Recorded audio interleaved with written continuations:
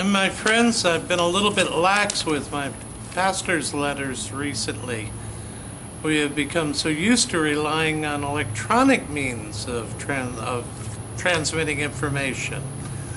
We have Facebook, the parish website, text messages, all sorts of things.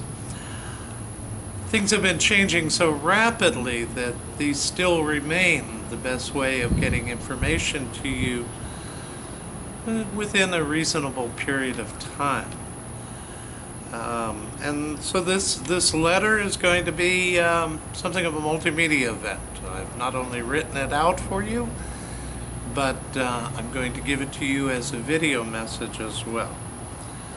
There is also a separate financial report, which I won't be recording, but which I hope you will take a look at. 3 weeks ago, we celebrated our first public masses in more than a month. Right now, we have daily mass every morning at 9:30 a.m. Masses in English on Mondays, Wednesdays, and Fridays, and in Spanish on Tuesdays, Thursdays, and Saturdays.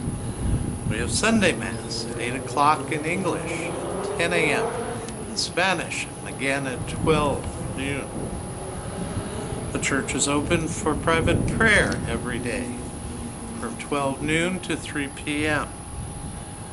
We've set aside for time for confessions on Thursday and Friday afternoons, and on Saturday from 12 p.m. till 5. We have also begun scheduling funerals and weddings. And these affect the schedule, so please check the parish calendar. We couldn't have Mass without the faithful response of our ministers of safety and hospitality, this new ministry of the Good Shepherds. These men and women have dedicated themselves and made a year-long commitment in faith. My gratitude to them is almost beyond expression. We can only have as many masses as we have ministers to serve at them. Right now, it seems like the 3 Sunday masses are sufficient for all those who are able to come to Mass and would like to do so. We can only have about 150 people in the church at one time, and none of our Masses have been full so far. For those who cannot come to Mass, we are now live streaming all daily Masses and the 8 and the 10 o'clock Masses on Sunday. If for some reason it is not possible to live stream, we will post a recorded version as soon as possible. Father Ricardo Lasso returned to Ecuador this week. As you may know, he was diagnosed with advanced colon cancer about 2 years ago. He was away from the parish for about 9 months last year, doing chemotherapy, radiation, and surgery. About 6 months ago, he began a second round of chemotherapy. When the COVID-19 crisis began, he self-isolated away from the parish because of his compromised immune system. Then towards the end of April, his doctor informed him that the chemotherapy was ineffective and that his cancer was rapidly advancing. In the absence of any medical options, Father Lasso's doctor arranged for him to take a humanitarian flight back to Ecuador because there were no regular flights. I had hoped that he might have the opportunity to be at Sunday Mass so that we might thank him for his ministry to us. But he was unable to join us. I did have the opportunity to visit with Father Lasso several times during April, and then in his last weeks in Houston. I know he was in considerable pain, and still at risk due to his health and treatment. Please hold him in your prayers. If you would like to send him a message, please email me at fatherjoe@spvpasadena.org with Father Lasso in the subject line, and I will forward it to him. Although nothing is certain at this time, I am expecting that we will have a new parochial vicar assigned in July. Now, these assignments are generally announced in June, so we will know soon.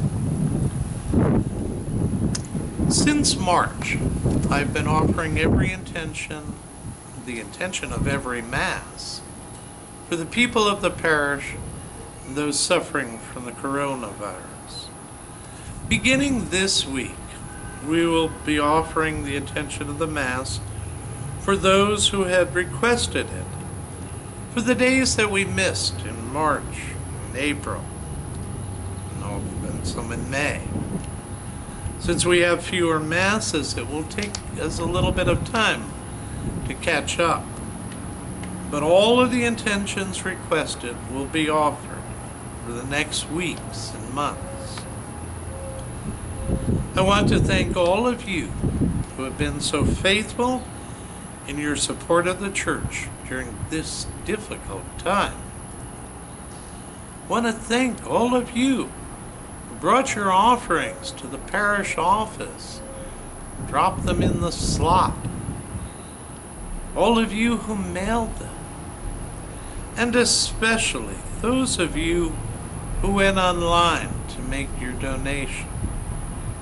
I hope our community will continue to use online donations because it makes things so much easier for the parish and ensures that your offering is recorded accurately.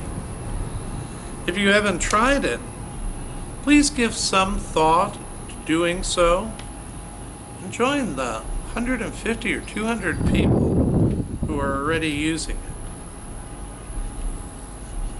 Even though we have made our donation online, we like to have something to put in the basket when it is in the collection, when it is brought to the altar.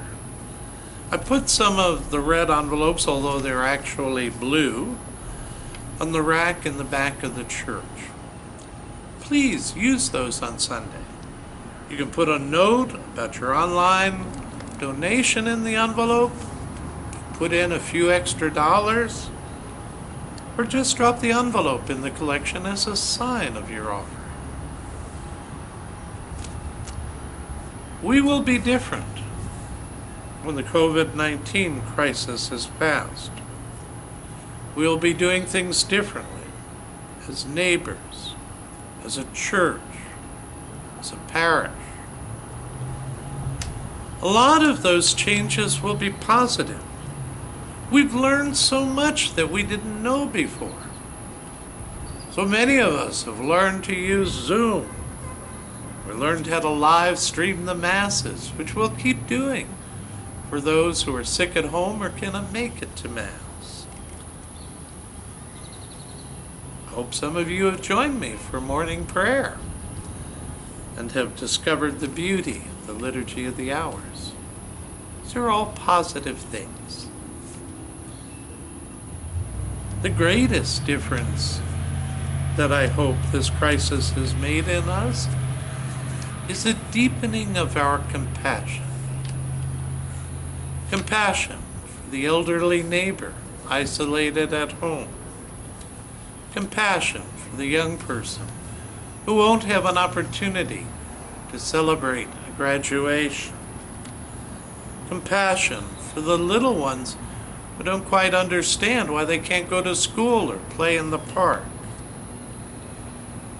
I hope we will continue to walk with those affected by the coronavirus, those who have lost their jobs or businesses, those who are fearful for the future of their families. I hope we will continue to pray for those who have risked everything to provide essential services, for those who have lost everything. I hope we will recognize how important faith is to us, how important it is that we have a parish that supports us in that faith. Missing Mass on Sunday may not seem like a big thing till all of a sudden there's no Mass to attend. I hope we will commit ourselves anew to having a parish that is truly alive and welcoming to all. It will take sacrifice. Sacrifice in terms of time and money. However, we are a people whose faith and lives are centered around and founded upon sacrifice. The greatest sacrifice of all, Christ's own sacrifice, made out of love for us.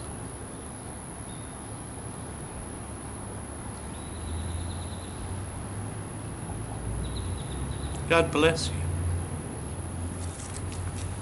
Father, Son, and Holy Spirit.